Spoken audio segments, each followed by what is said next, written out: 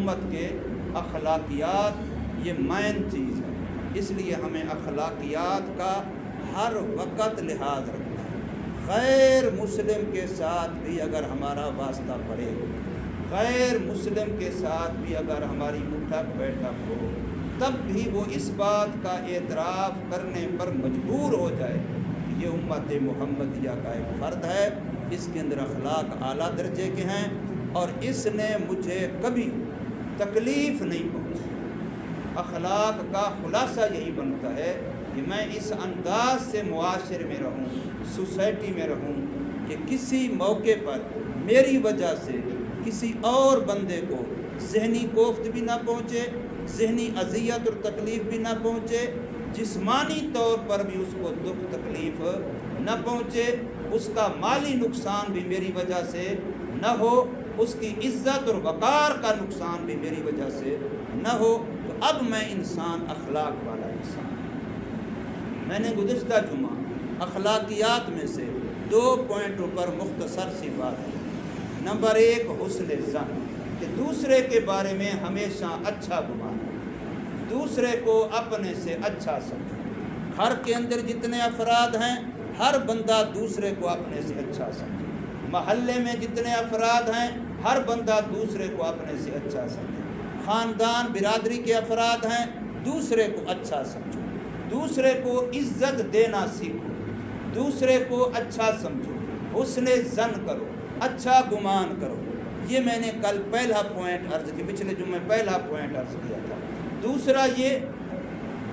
दूसरा ये कि इसके साथ दूसरे के लिए सतर, पर्दा पोशी, किसी का कोई ऐब, किसी की कोई खामी, किसी की कोई कमज़ोरी किसी भी लिहाज से आपके इल्म में आ जाए तो आप उसको लोगों के सामने फैलाएं नहीं, आप उसको लोगों के सामने बताएं नहीं, आप उसके रुसवा करने की कोशिश न करें कि इसकी फ़लाँ खामी, फ़लाँ ऐब, फ़लाँ कमज़ोरी मेरे इल्म में आ गई है, अब मैं 4 बंदों में इसको रुसवा करूं, 4 बंदों में इसको शर्मिंदा करूं, 4 बंदों में इसको बैठने के काबिल न छोड़ूं। ये ज़हन मुसलमान का नहीं होना चाहिए, बल्कि हमेशा दूसरे के ऐबों पर पर्दा डालो, दूसरे के ऐबों को ऐसे बनाओ गोया मुझे पता ही नहीं है, मैं इसकी कोई खामी, इसका कोई ऐब, कोई कमज़ोरी जानता ही नहीं हूँ। उसके साथ और ज़्यादा इज़्ज़त का मामला करो, वक़ार का मामला करो, उसके साथ इस अंदाज से मिलो कि उसको महसूस ही ना हो कि इसको मेरी किसी खामी का पता है, मेरे किसी ऐब का पता है, मेरी किसी कमज़ोरी का पता है। हाँ, उसको समझाना है, उसकी खैर खाई करनी है, तन्हाई में समझो, तन्हाई में उसकी खैर खाई करो, तन्हाई में उसको बताओ कि ये ऐब इंसान के लिए अच्छा नहीं है, इस बात से बच जाओ, ये तुम्हारा बोलना, ये तुम्हारा फ़लाँ काम करना, फ़लाँ जो भी उसके अंदर खामी है अगर तुम्हारे इल्म में है, तन्हाई में उसको बताओ, चाहे वो तुम्हारे घर का फ़र्द है तब भी, और अगर तुम्हारे महल्ले का फ़र्द है तब भी, तुम्हारे साथ काम काज करने वाला है तब भी। कुरान मजीद ये बताता है कि जितना मियाँ बीवी की आपस में क्लोज ज़िंदगी होती है, इतना किसी 2 इंसानों की आपस में क्लोज ज़िंदगी नहीं है। कितना ज़्यादा क्लोज ज़िंदगी है मियाँ बीवी की, कोई बात, कोई चीज़ एक दूसरे से बज़ाहिर छुपी नहीं रह सकती, इतना क्लोज ज़िंदगी है मियाँ बीवी की। लेकिन अल्लाह ने उनके बारे में भी क्या फरमाया, हुन्ना लिबासुल लकुम व अंतुम लिबासुल लहुन, वो तुम्हारे लिए लिबास हैं, तुम उनके लिए लिबास हो। कोई मियाँ अपनी बीवी की कोई बात किसी और के सामने बयान न करे। जैसे लिबास छुपाता है, लिबास पर्दा बनता है, तो मियाँ बीवी फरमाया तुम्हारी ज़िंदगी इंतहाई आपस में कुर्बत की है, इंतहाई क्लोज है, इंतहाई आपस में नज़दीकी की है, हर छोटी बड़ी खूबी ऐब एक दूसरे के इल्म में है, लेकिन कभी भी उसको किसी और के सामने ज़ुबान पे न लाओ, इसलिए कि ये लिबास है, मेरा लिबास मेरे जिस्म को छुपाता है। लिबास का काम सत्र है, लिबास का काम पर्दा पोशी है, लिबास का काम छुपाना है, लिबास का काम ज़हर करना नहीं है। इसलिए तंग लिबास मना है, जिससे इंसान के जिस्म का ऊंच नीच, मोटा पतला, जिस्म के हिस्से नुमाया होते हैं, ऐसा इस्लाम के अंदर लिबास मना है। लिबास वही है जो मुझे और आपको छुपाए। तो अल्लाह ने कुरान में मियाँ बीवी के बारे में फरमाया कि तुम एक दूसरे का लिबास हो, بیوی میاں کے لیے لباس ہے، شوہر کے لیے لباس ہے، گھر والے کے لیے لباس ہے، اپنے ہسبینڈ کے لیے لباس ہے، اور اس کا گھر والا اپنی بیوی کے لیے لباس ہے۔ اب یہ کیا ہو رہا ہے؟ پردہ پوشی ہو رہی ہے، ایک دوسرے پر پردہ ڈالا جا رہا ہے۔ تو اسلام کی تعلیم یہ ہے۔ اس لیے میں نے گزشتہ جمعہ ان دو باتوں پر بات کی تھی۔ ایک حسن ظن، کبھی کسی کے بارے میں بدگمانی نہ کریں، ورنہ گھر برباد ہو جائیں گے، ورنہ آپ کا خاندان برباد ہو جائے گا۔ بدگمانی کرنے والے کی زندگی بڑی بری ہوتی، بدگمانی والے کی زندگی اچھی نہیں ہوتی۔ بدگمانی سے ہمیشہ پرہیز کریں، دوسرے کے بارے میں منفی ذہن نہ ہو بلکہ مثبت ذہن ہو، اچھی سوچ ہو، میرے سے اچھا ہے، اس کا ایک عیب مجھے معلوم ہے، پتہ نہیں کتنا اس کے اندر خوبیاں ہوں۔ عیب تو کوئی ایک آدھ ہے، لیکن خوبیاں اس کی بے شمار ہوں گی، تو آپ خوبیاں کیوں نہیں دیکھتے؟ اس کی خوبیاں دیکھیں۔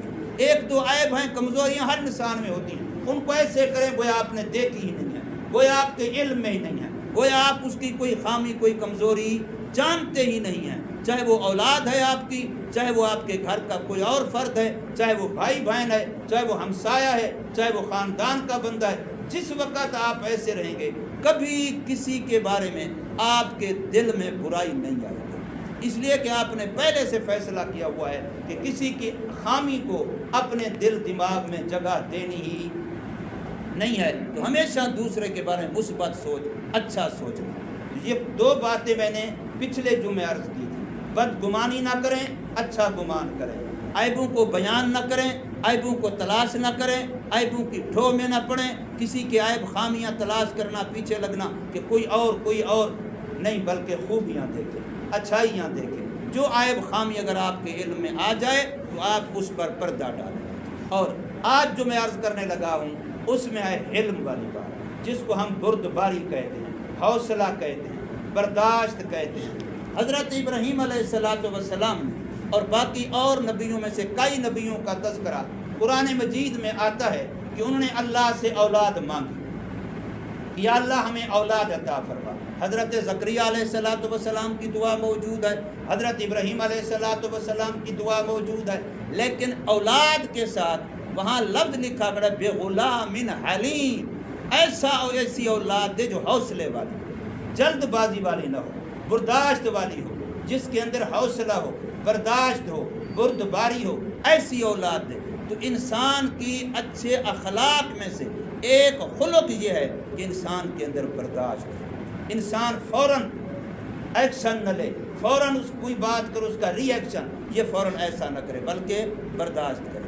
اس لیے کہا جاتا ہے پہلے تولو پھر بولو۔ اب جو تولنا ہے اسی تولنے میں برداشت ہے۔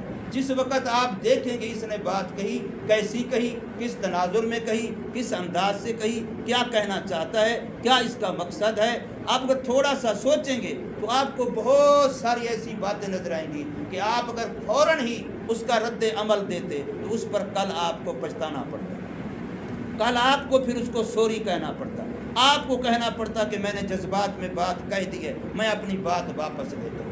اگر آپ پہلے تول لیں گے، پہلے اس پر حوصلے سے، برداشت سے، بردباری سے اس پر پہلے سوچ لیں گے، پھر بات کریں گے، پھر ایسا نہیں۔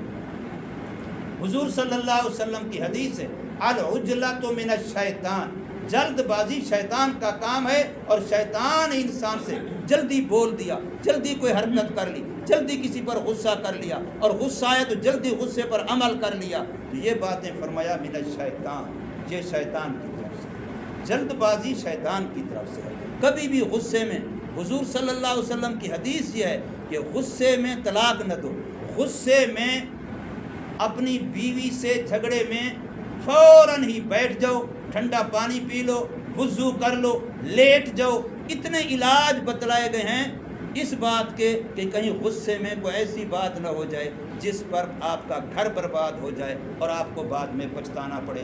تو فرمایا جب بھی غصہ آئے فوراً تھوکو، اور تھوکنے کے ساتھ فوراً پانی پیو، کھڑے ہو تو بیٹھ جاؤ، بیٹھے ہو تو لیٹ جاؤ۔ اب یہ ساری چیزیں یہ تھیں تاکہ انسان فوری طور پر اپنے غصے پر عمل نہ کرے بلکہ سوچے، تھوڑا سا برداشت میں آ جائے، بردباری اختیار کرے، تسلی ہو جائے بات کی، پھر بات کے ہر طرف ہر پہلو کو دیکھ کے، نفع کو، نقصان کو، فائدے کو، مضرت کو، پھر بات بنا بات چلائے۔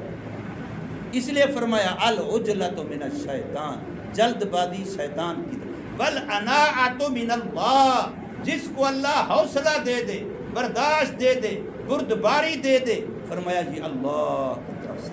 آپ ذرا حوصلہ دیکھیں تو صحیح، میرے نبی، آپ کے نبی محمد الرسول اللہ صلی اللہ علیہ وسلم کے اندر کتنا حوصلہ ہے۔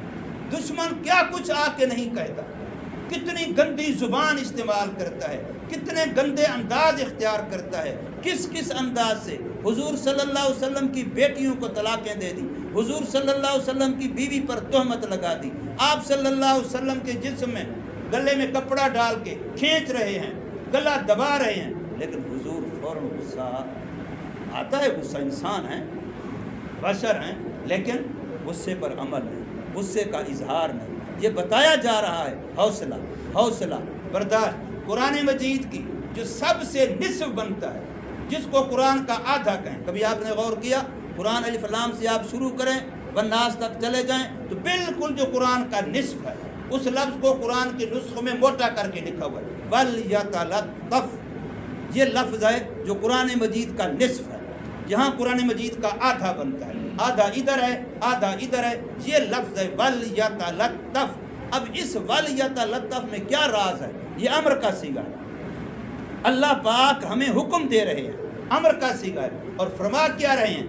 اپنے اندر نرمی پیدا کرو، وَلْيَتَلَطَّفْ، اس کا معنی اپنے اندر نرمی پیدا کرو، وَلْيَتَلَطَّفْ۔ قرآن کا مغز یہ ہے، قرآن کی روح یہ ہے، قرآن کی ساری تعلیمات کا نچوڑ یہ ہے، قرآن کی ساری تعلیمات کا خلاصہ یہ ہے، سختی، تند روئی، جلد بازی نہیں، وَلْيَتَلَطَّفْ، نرمی، کوئی بات نہیں، اس نے کچھ کہہ دیا ہے، کوئی بات نہیں، تو بھاگ کے تو سورج چاندنی بھی غائب ہو جائے گا، وہ بھی جائیں ہم بھی جائیں، دیکھ لیں گے، لیکن جلدی نہیں۔ ایسا کرنے سے آپ کو کبھی اپنے کام پر، اپنے فعل پر، اپنے قول پر پچھتانا نہیں پڑے گا، آپ کو اپنی کہی ہوئی بات واپس نہیں لینی پڑے گی، سوری نہیں کرنا پڑے گا، اس لیے کہ آپ نے پہلے تولا پھر آپ نے بولا۔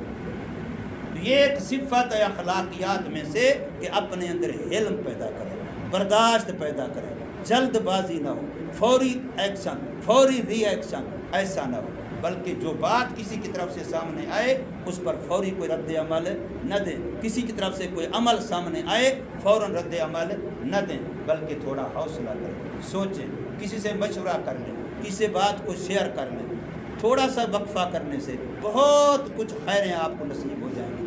اس لیے آج میں نے یہ بات عرض کی کہ اپنے اندر اخلاقیات کی صفات پیدا کریں۔ نمبر 1 حسن ظن، نمبر 2 ستر پردہ پوشی، اور نمبر 3 اپنے اندر علم پیدا کریں، بردباری، حوصلہ پیدا کریں۔ اس سے میری اور آپ کی زندگی بڑے سکون والی بن جائے گی، زندگی کے بہت سارے مسئلے حل جو ہو جائیں گے، ٹینشنیں دور ہو جائیں گی، زندگی ہماری انسانیت والی زندگی، ایک مسلمان والی زندگی بن جائے گی، اپنے لیے بھی راحت ہوگی، دوسرے کے لیے بھی راحت ہوگی۔ اللہ تبارک و تعالی ہمیں توفیق عمل عطا فرمائے، سنت ہے۔